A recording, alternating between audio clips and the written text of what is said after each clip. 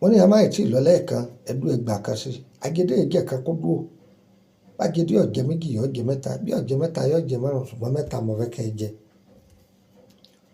ewé Yorùbá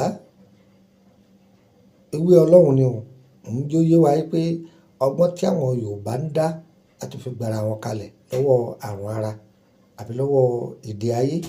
Ohun tí mo fẹ́ kọ́pa wọn là ń pè ní àwọ́ká. Ṣé mo pẹ́ lómi ń bẹ nǹkan máa rìn káàkiri ara rẹ̀ ọ̀nà méjì ló kú sí tọfà ara ń bẹ tàrùn ara ń bẹ tí wọ́n máa wọ́ káàkiri wọ́n bá kó lẹ́sẹ̀ yọ wọ́ sẹ́yìn wọ́n bá kó lẹ́yìn yọ wọ́ wájú kò ní gẹ́ẹ̀tì ara rẹ̀ má dàrí ẹ̀ láàmú bọ́ bí. Lọ tọ́jú ẹ̀rùn àwọ̀ká kọ́pọ̀ ọ̀yà kò dà sí kòkò ewé ìpín tútù ewé ìpín tútù ọ̀yà kò lè lórí yọ pọ̀ dáadáa. Èso soursop èso ọ̀hún lòun wò ewé rẹ̀ kò lè kọ́pọ̀ ọ̀yà sèé máa mú wàláì máa mú ọfọlọ́mùbí ọ máa mú. Ẹni tí máa pariwo kan ṣàdédé máa rẹ̀ wọ́n láì nítumọ̀ ni. Ó ń bá ti rìn díẹ̀ wọ́n máa mí gúlegúle. O ò róorun sùn déédéé. O ní hypertension ẹ̀jẹ̀ ríru. Máa gba sára. Ọkàn rẹ̀ ó balẹ̀. O ò róorun sùn. Wọ́n tó bá lẹ́jẹ̀ ríru tó bá lò láàrin ọ̀sẹ̀ kan ọ̀sẹ̀ tó tẹ̀lé lọ yẹ̀jẹ̀ rẹ̀ wò wọ́n sọ fún ọ pé o ti balance ni. Bẹ́ẹ̀ ni agbára Ọlọ́run là ń ròyìn fún ọ. Bàbá mi kọ́ ló lè wé o ìyá mi kọ́ ló lè gbó o. Agbára Ọlọ́run ló ní property Ọlọ́run ni. Ọlọ́run ló fún wa. Ó ní àmì ìṣàgbéjì ara iṣẹ́ tí rèké wá ṣe láyé òun kọ́ ni pineapple wá ṣe.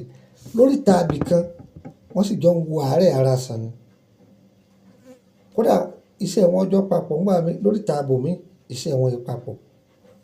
Bí àwọn èèyàn wa torí wọn ò pé sí nìyẹn orí èbó sì pé wọ́n mọ wọ́n ń ṣe.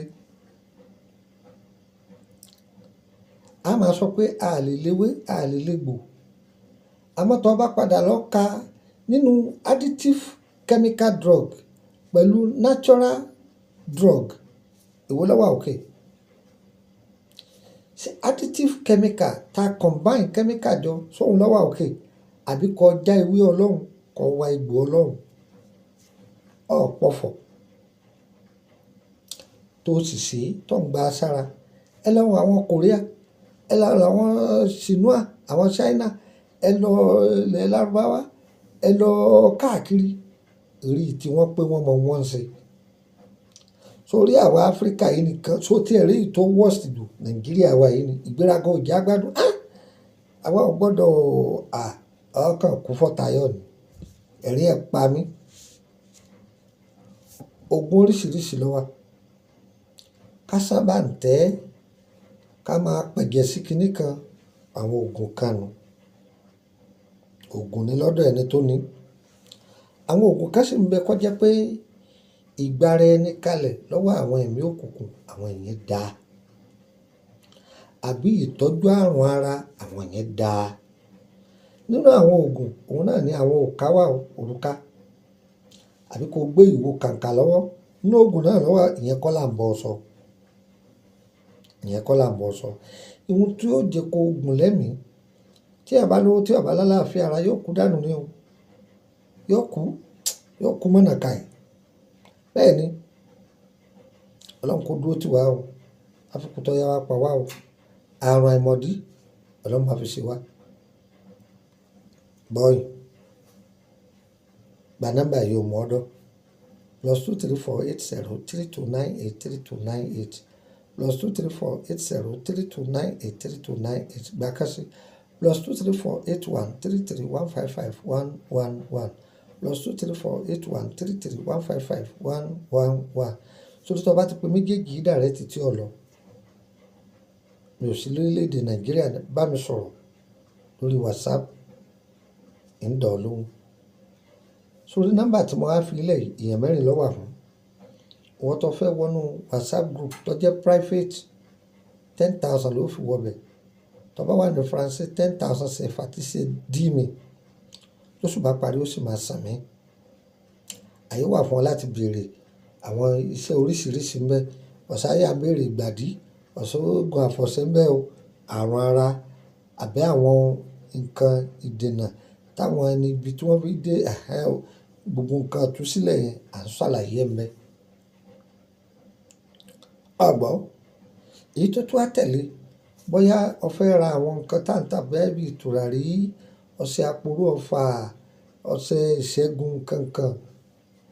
Ó wà lórílẹ̀‐èdè Benin 20,000 CFA lẹ́yọ̀kan. Wọ́n tó bá ra méjì ó jẹ́ 30,000 CFA. Òdiwọ̀ ní Nàìjíríà price Benin Republic kò papọ̀ mọ́ ti Nàìjíríà o, kò gbọ́ kò mú ọ́dọ̀. Ó wá rí ìwọ tó jẹ́ pé o tún fẹ́ kó jẹ́ pé o fẹ́ béèrè nípa ìrìn àjò rẹ. Ọlọ́run lọ́ba tọ́mọ̀ ẹ̀dá kan mọ̀, ṣùgbọ́n ní òye tọ́lọ́run fi hàn wá ìwọ gan ó dúpẹ́. Ẹlẹ́lẹ́ẹ̀kẹrin òun ni ìwọ tó jẹ́ pé àwọn iṣẹ́ tó ti ń bá pàdé látijọ́ yìí ó wọ̀n ṣùgbọ́n ò lè ṣe é. O fẹ́ ká bẹ́ẹ̀ ṣe tó bá ti sanwó abẹ́ ṣe. O fẹ́ fi DHL gbé ni ó sanwó, o fẹ́ fi mọ́tò gbé ni ó sanwó.